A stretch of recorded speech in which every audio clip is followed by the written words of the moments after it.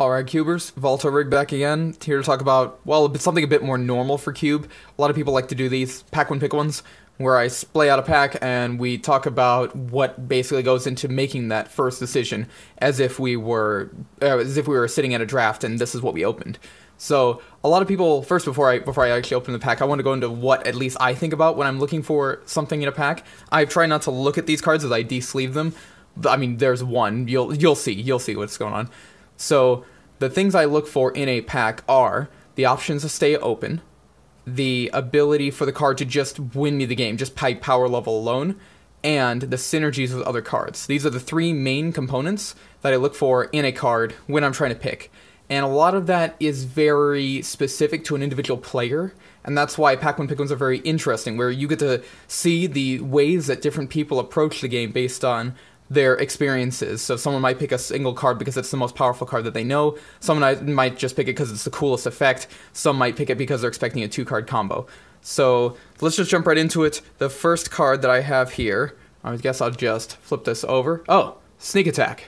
So, Sneak Attack is a very strong card, 4 mana, and then you basically get to throw creatures at your opponent until they die.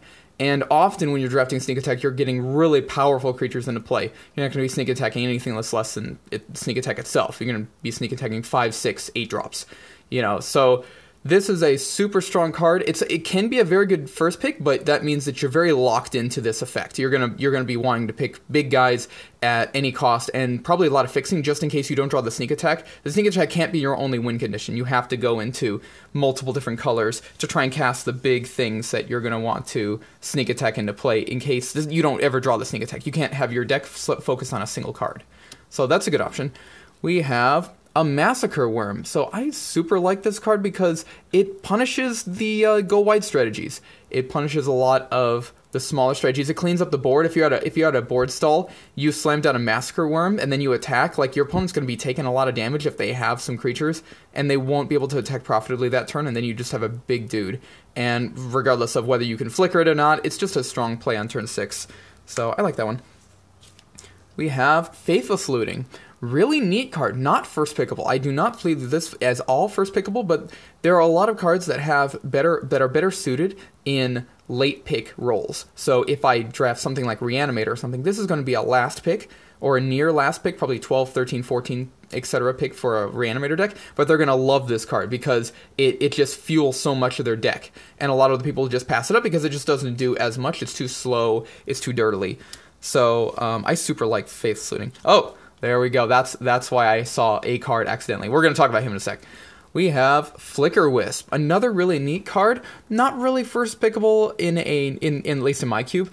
Some cubes you could if you have a lot of synergies with enter the battlefield, leave the battlefield abilities, and just straight up it's just a 3-mana 3/1 flyer. So if your cube is at a power level where that's a respectable card, then yeah, I could see first picking this, but not here. I don't think it's so really going here. And of course, Jace Telepath, well, the actual JVP, it is a looter. We talked about him before, and he still does really cool things. Looters are just very high. This is actually very close for a first pick for me because it's something that can power you through the game, draw you 2 cards a turn basically, and then also have that win condition of, like, I'm just going to stall the game even harder. I'm going to make sure your guys can't attack. I'm going to recast some spells and get some more incremental value. So it does a lot of work, and it's also a utility card.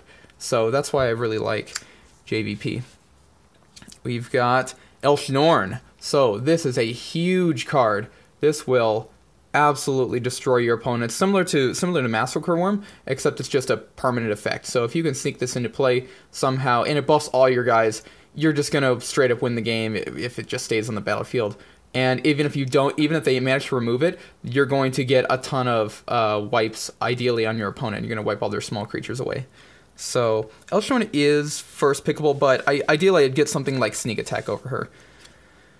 Vraska. Vraska is another one of the, I guess, the late picks, but also very strong picks, because she allows you to draft. She's best in the Planeswalker control deck, the Super Friends, in that she will destroy permanent. She is a permanent herself, so if you Eureka or you do some kind of thing to cheat her in, it's really sweet. And also her +1 is just so unique. Like, if you +1 her, any creatures that your opponent uses to attack her will die. You know, she sort of has death touch. It's super bizarre, and it changes the way that your opponent has to play the game. When normally you would attack to kill planeswalkers, you don't necessarily want to attack Vraska if you use the +1. So, and also the -7 is basically almost win the game. You've got to attack with some 3/1/1s, but it's super neat. I like the way that your opponent has to play around, you know, blocking 1/1s in order to not die. So I super like Vraska still. We have Siege Gang Commander, very solid role player in the flicker mechanic, and generally it's gone down a bit because there's been a lot of other effects that make multiple things. A lot of things from Kaladesh actually make multiple creatures. All the what is it? Not improvise, but the fabricate. Yeah, fabricate was it, and that will make more 1/1s. So it's sort of similar to what Siege Gang Commander does, but just the fact that you can also sack the goblins in order to just start shocking things or your opponent's face when the game gets late is really neat way to use them. Free Booty, all right, Kitesail Free Booty. This card is so neat. You've got an evasive threat, not very high on power, but you get to steal a card from your opponent's hand, and often they just can't do much about it. You're probably going to steal a removal spell, maybe, yeah, non-creature, non-land. So you're going to probably steal a removal spell, and it's going to stand with that. But now the thing is that if you stole the removal spell, they can't remove this as easily, and then they have to use a real removal spell on this in order to get their other removal spell back. So you've made a two mana creature that needs a real removal spell in order for them to regain their hand. So I kind of like it.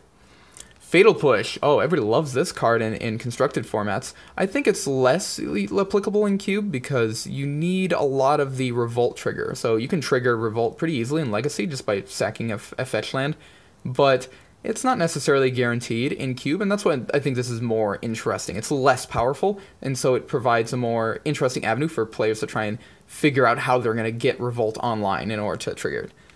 So I super like it. Sphinx of the Steel Wind. What a beast. This is a huge creature, 6/6, flying just like, oh, I word soup on it. Red and green makes it super hard to remove because those are the two colors that generally remove artifacts and flying creatures. So this is basically, you gotta swords to plowshares. You can't Doombladed. It just gets around so much removal. And generally you can tinker it to play, or you can sneak attack it. That's a neat synergy. And it's not as exciting to sneak attack because it's just 6. You know, your opponent loses 6 and you gain 6. But there are much better ways to get on the battlefield, reanimation or tinker. So I think this is a strong first pick if you want to go the combo route. Murderous Redcap, kind of a role filler. It would just act as removal. It'll deal 2 damage to something, come back and deal another 1 damage. It's just so much value on one card, and if you can flicker it, again, it goes nuts. But again, it's not really a first pickable material. It will fill the role, it'll get late picked, and it'll be good removal, but we're not going to probably pick it here.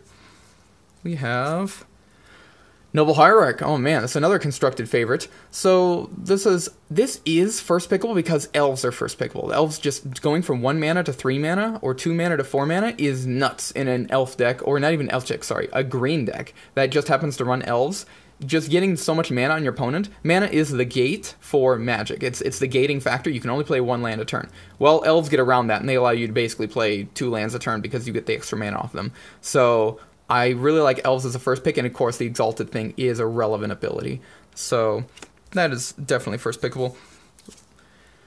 Bloodghast, another role filler if you have a way to discard or otherwise sack it if you're playing some kind of stacks variant or what's her name, Braids. This is going to be a very neat card because you're basically going to be able to sack more permanents than your opponent if you have symmetrical effects to sack. Or, what is it? Bone Splinters. Bone Splinters is another thing, where you sack a creature to destroy target creature. It's not a card that you're going to find very often, but it does synergize well with cards that can be easily recursive. And finally, we have Chasm Skulker. Skulker, not Stalker. I always foobar this guy's name. So, a 1/1, but when you draw a card, put a +1/+1 counter on it, and when it dies, you get X 1/1s, where X is the number of +1/+1 counters, and I think they have Island Walk? Yeah, Island Walk. So this is super neat. Not a very strong card, but highly synergistic. If you have a Brainstorm in hand, or in your pool, and you have, or just like other ways to draw cards, there's just accidental ways to just pump this guy to huge. And also the fact that your opponent is going to want to kill it quickly because it's just going to grow one by one a turn. It has that inevitability, if you guys are in top deck wars, to just take over the game, because anytime they start leaving it around, they're probably not going to be able to take care of it later. So out of this pack, I think the strongest cards are going to be Sneak Attack, Elshnorn, and where was it? JVP. And out of these three, you can basically go, like I said, you can go the combo route where you're trying to find their synergies with Sneak Attack and take all the big guys that you see in your next packs. I think that's super. That's a very strong pick.